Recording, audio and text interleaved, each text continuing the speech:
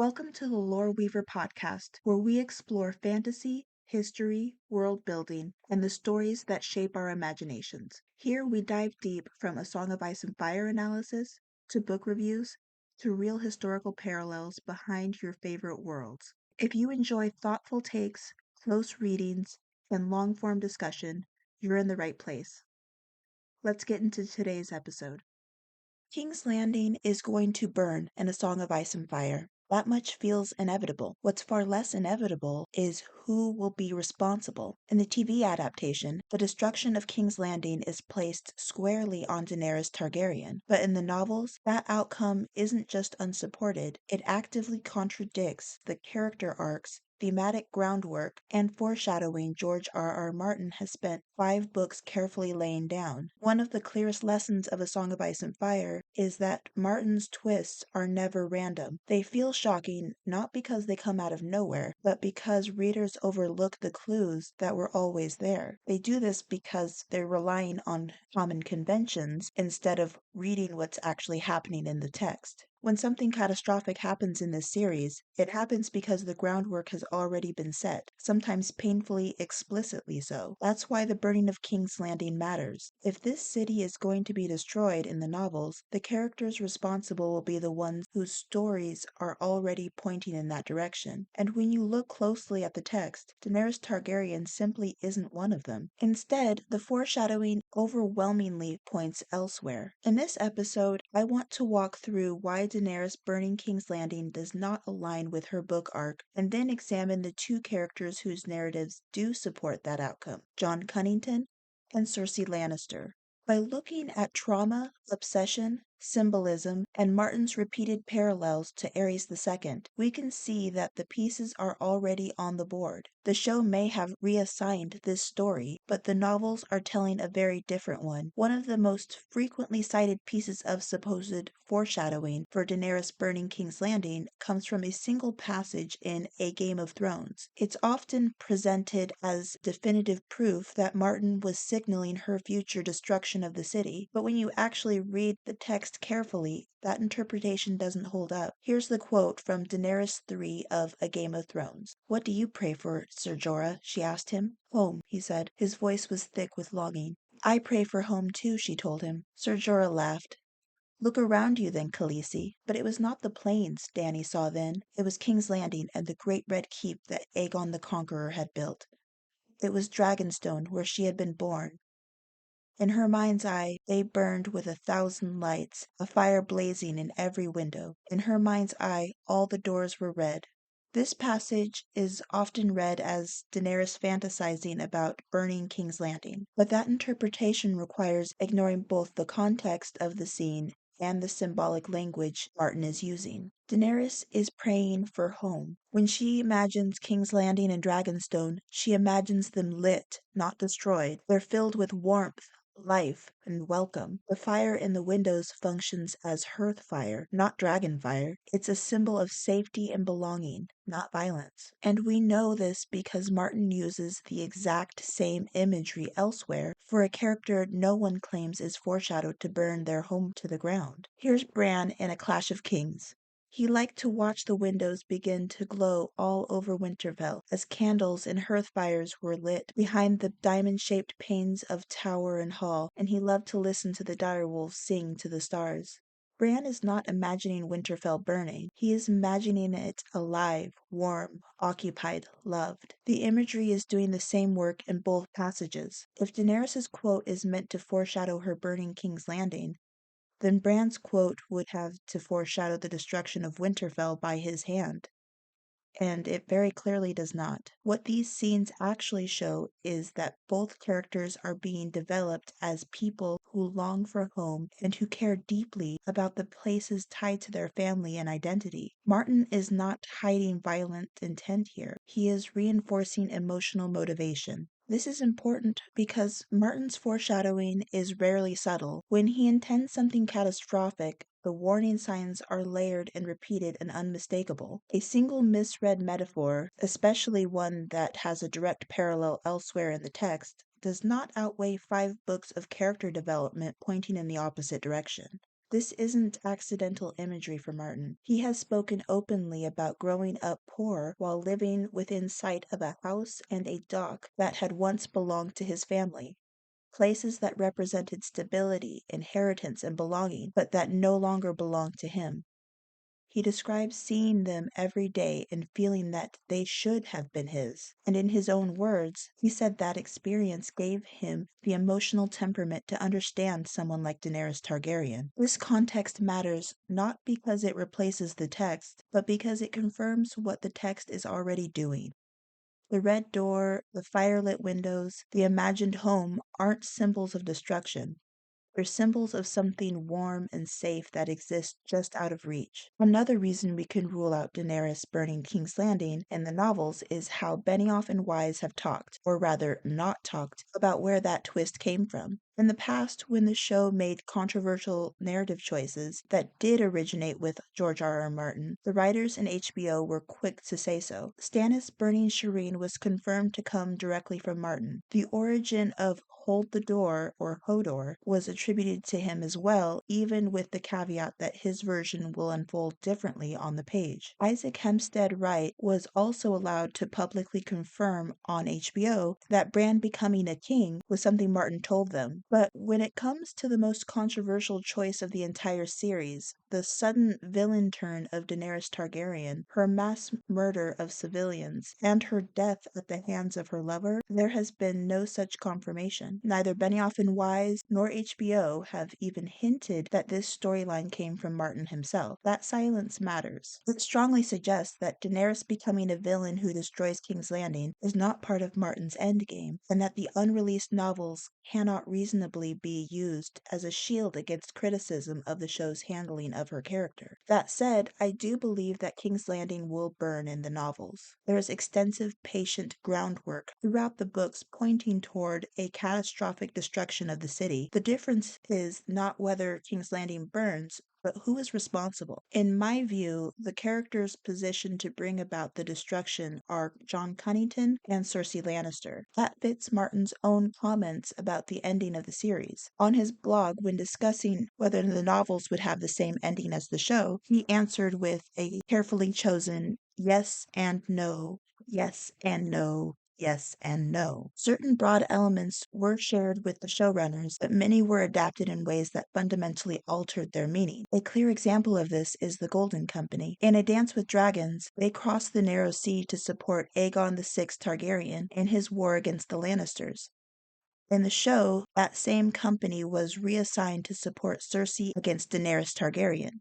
So instead of supporting a Targaryen claimant against the Lannisters, they came to support a Lannister claimant against a Targaryen. A surface-level truth was preserved, the Golden Company backing a claimant to the Iron Throne, but the narrative reality was completely inverted. I believe the burning of King's Landing is another instance of that kind of distorted adaptation. Jon Connington is a character who never made it into the television adaptation, but he plays a crucial role in the later novels. He first appears in A Dance with Dragons as a disgraced exile and the former hand of the king to Aerys II. He was also a close friend and very likely a lover of Rhaegar Targaryen. His exile stems from a single defining failure during Robert's Rebellion, the Battle of the Bells. During the rebellion, Jon Connington managed to corner Robert Baratheon in the town of Stony Sept. The townspeople refused to betray Robert and actively helped him, moving him from house to house while Cunnington's forces searched the town. Jon attempted to resolve the situation through threats, bribes, and hostage-taking. None of it worked. The delay allowed Eddard Stark and Hoster Tully to arrive with their armies, turning the situation into a battle. As the fighting broke out, the town's bells rung continuously, warning civilians to stay indoors.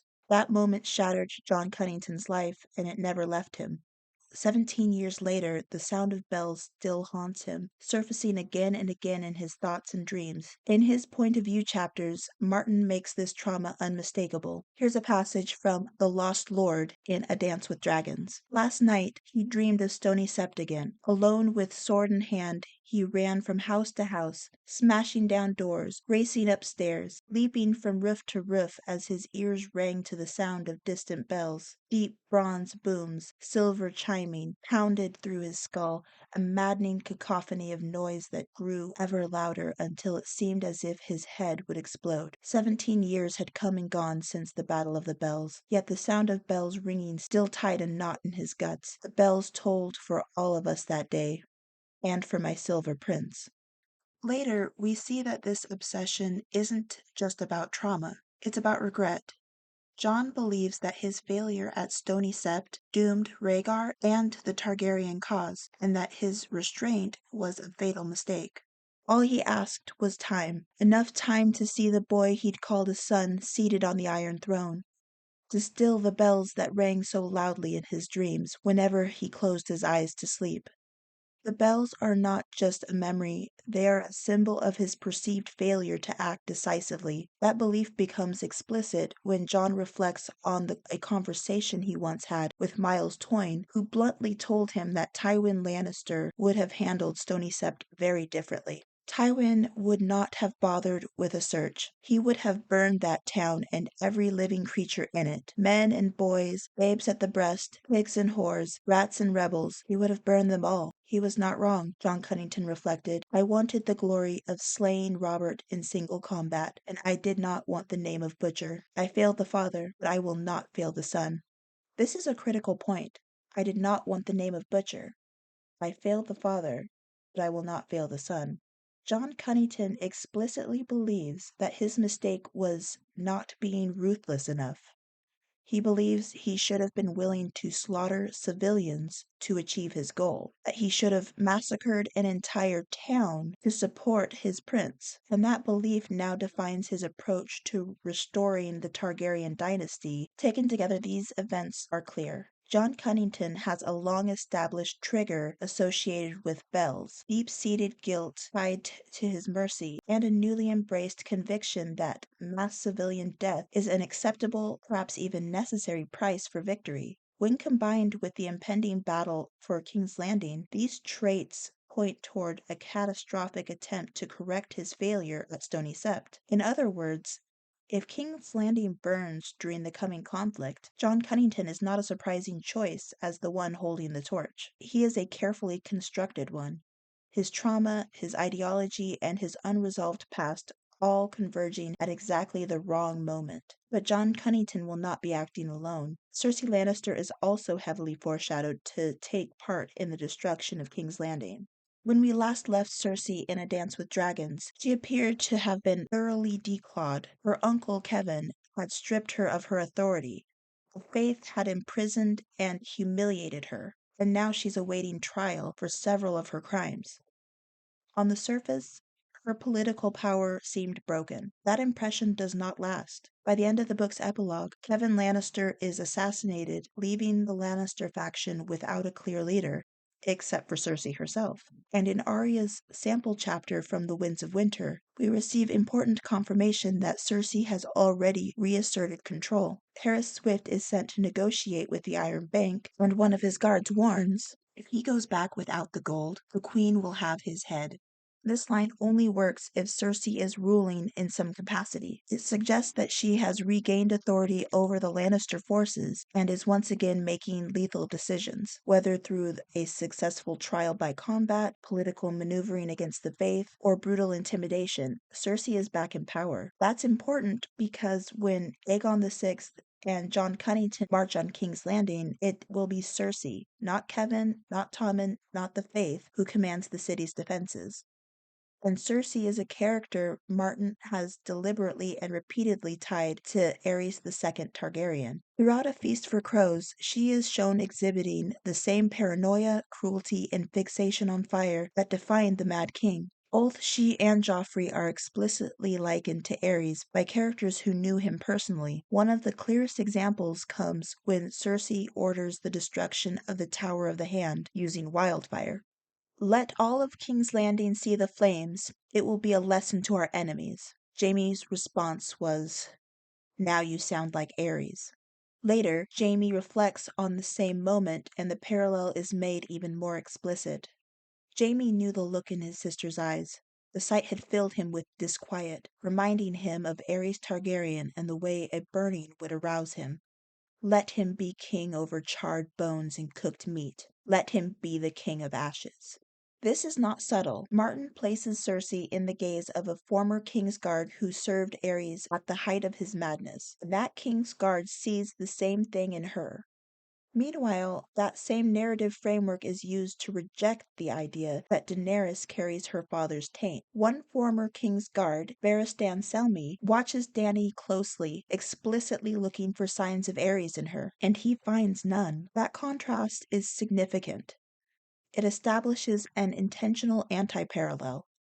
Daenerys is written as a capable, empathetic ruler struggling with the difficulty of power, while Cersei is written as a ruler growing increasingly paranoid, erratic, and dangerous. Cersei's fascination with wildfire only deepens this parallel. When the Tower of the Hand burns, we are given an extended insight into her inner thoughts.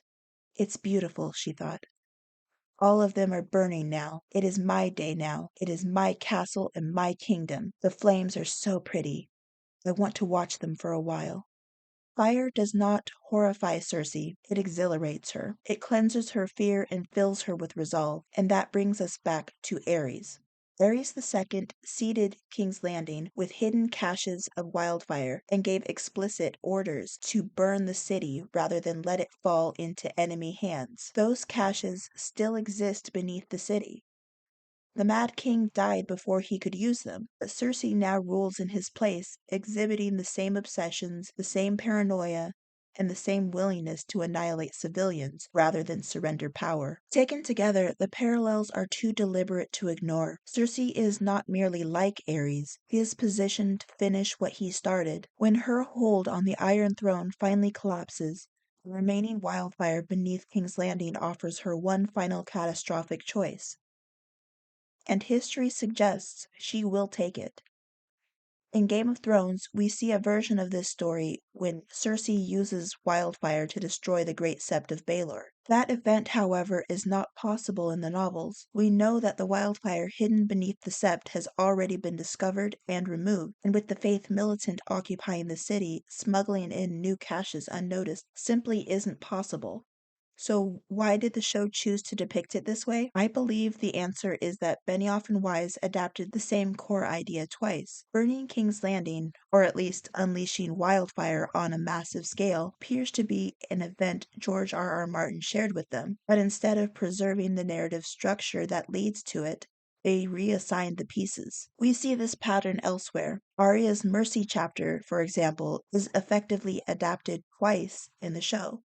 Once at the beginning of season 4, and again at the end of season 5. With Cersei, the writers knew they were not going to include her narrative counterpart in the destruction of King's Landing, Jon Connington, so they gave her a partial version of that storyline. They allowed her to use wildfire in a contained way, dramatic enough to be memorable, restrained enough to preserve her position as queen. With this context in mind, let's talk about how I think the confrontation in the novels is actually going to unfold. Here's what we know so far. Cersei has regained power in King's Landing following the assassination of Kevin Lannister. At the same time, Aegon VI has taken Storm's End and is preparing to face the Tyrells in the field. What happens next is necessarily speculative, but it's informed speculation. I believe Aegon and the Golden Company will either defeat the Tyrells outright, potentially with the help of the unknown Reach allies less well-peaked references in A Dance with Dragons, or the Tyrells will abandon the Lannisters and declare for Aegon. Either outcome clears the path to King's Landing, where the true confrontation between Aegon's forces and Cersei's begins. During that battle, Jon Connington is foreshadowed to be triggered by the sound of bells, leading him to order the burning and slaughter of civilians. At the same time, Cersei is positioning herself to finish what Aerys II began. When defeat becomes inevitable, she will ignite the remaining wildfire caches beneath the city rather than allow her enemies to claim it. So, will King's Landing burn during the battle? In my opinion, yes. Will Daenerys Targaryen have anything to do with it? No, she still has significant narrative ground to cover in Essos, and the groundwork for this destruction has already been laid by Jon Connington and Cersei Lannister. Thanks for listening to the Lore Weaver podcast. If you enjoyed this episode, please consider following the show so you never miss new analysis, reviews, and deep dives. I would also love to hear your thoughts. Share your theories, reactions, or questions in the comments. Until next time, keep exploring the lore.